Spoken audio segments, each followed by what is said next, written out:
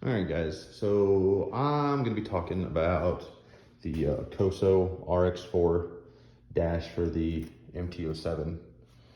It fits all the 7s, 9s series, MTs, XSRs. This fits, according to the manufacturer, it fits the MT-07 without any modifications. It uses the existing bracket. If you have to have the XSR 700, 900, MT-09, you're gonna have to buy an extra bracket. I don't know how much they are. Didn't look into it, doesn't apply to me. But switching this out is stupid easy.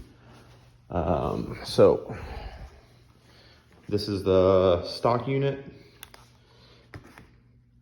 Uses the same bracket, so you can pull these two screws out. They're M5 Allen heads. This whole thing's gonna come up, and you're gonna have, we'll use this. So you pull those out, it's gonna come up, you're gonna have your plug right there. There's a little tab on the front, or on the top. You go ahead and press that down, pull it out. You guys are smart, you can figure it out. Then you're gonna have the speedometer and the bracket's gonna come off. It's attached with 3 Phillips head screws right here. Take that bracket off, get rid of this. Oh, I forgot to mention, before you take this off, make sure you write down your odometer or your mileage on it. I forgot to, but don't mind the mess.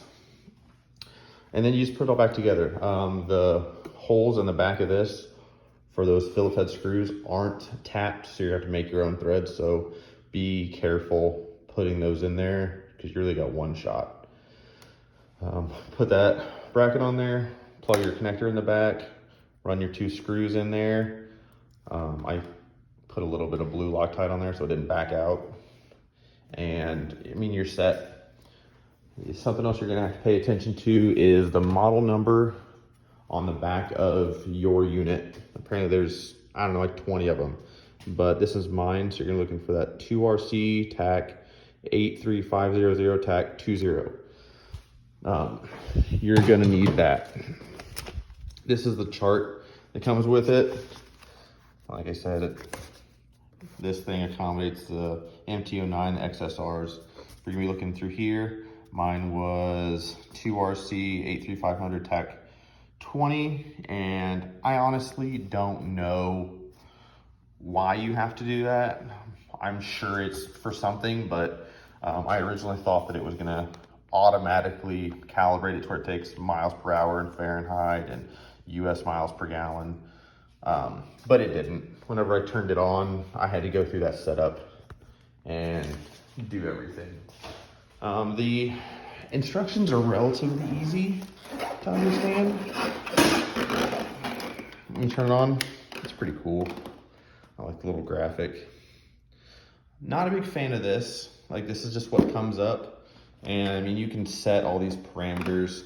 I set my trip O for 4,000 miles. I'm probably gonna end up changing that because I really don't know what's going on right now. But I set that for my oil change. But as soon as you turn it, you can either press these 2 buttons and it'll take you to the main screen, or you can just simply start the bike and it'll take you there. If you want to go through your setup, you press and hold both of these for 3 seconds and it'll take you to the setup menu. Just kind of hang out for a second and then it'll come up. You're gonna use both of these. One's gonna scroll up, one's gonna scroll down. And if you want to change it, so I'm gonna change the color of this thing. But we'll say you want to change your units or whatever. It originally came with kilometers an hour. So you press and hold that button for 3 seconds and it'll get you into here. You press your left button to switch it.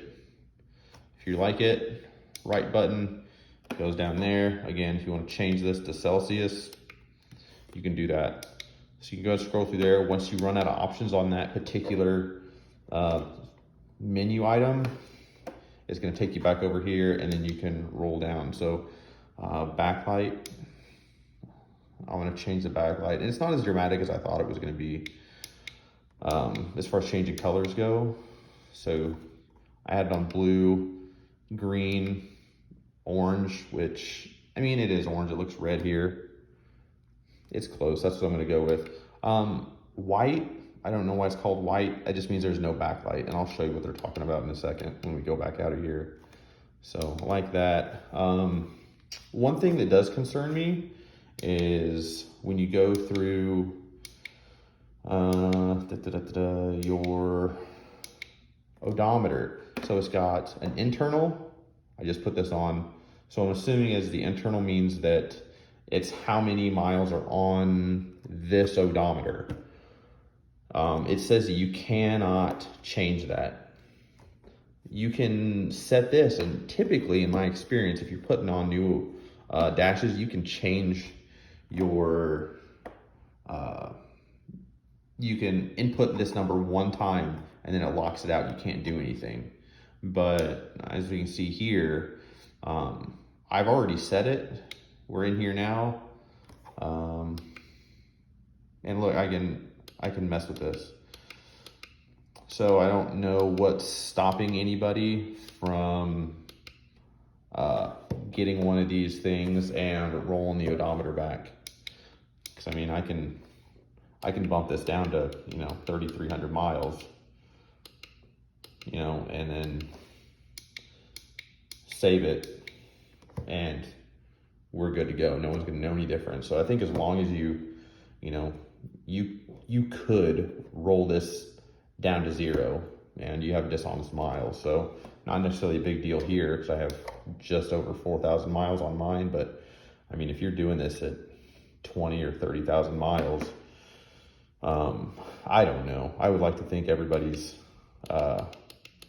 pretty honest, but I don't know. That's just something to be concerned or to be conscious of if you end up buying a bike and it has one of these things.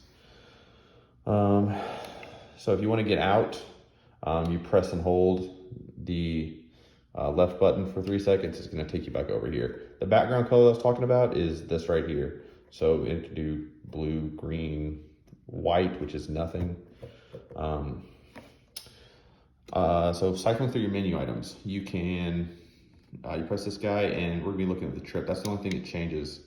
So trip to, that's your miles per gallon. I don't know if that's, okay, so that's your instant. This is your average. And then it changes over to here. So I don't know what the max record is or anything like that. I obviously haven't done this. So I think I had it and I revved it a little bit. So I think it's at 25. Let's figure that out. Let's decide. Let's figure if we can, or figure if we can bump that up.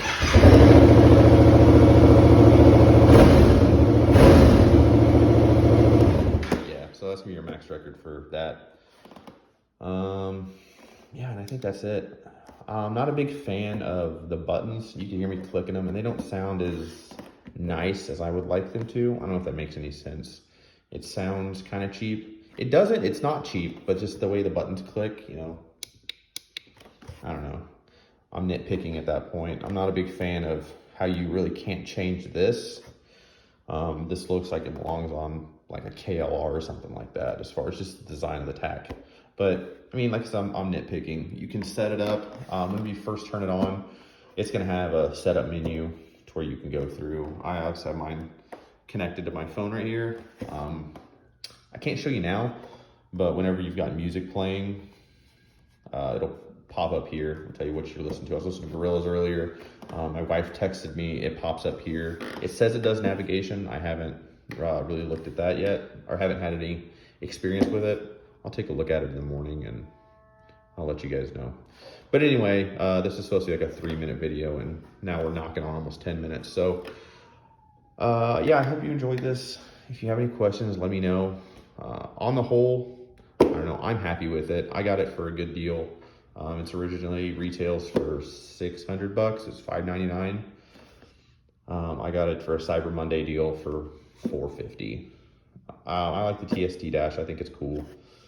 I'm happy I bought it, but I don't know. Some other people may not be sold on the whole idea. But anyway, any questions, let me know. Bye, guys.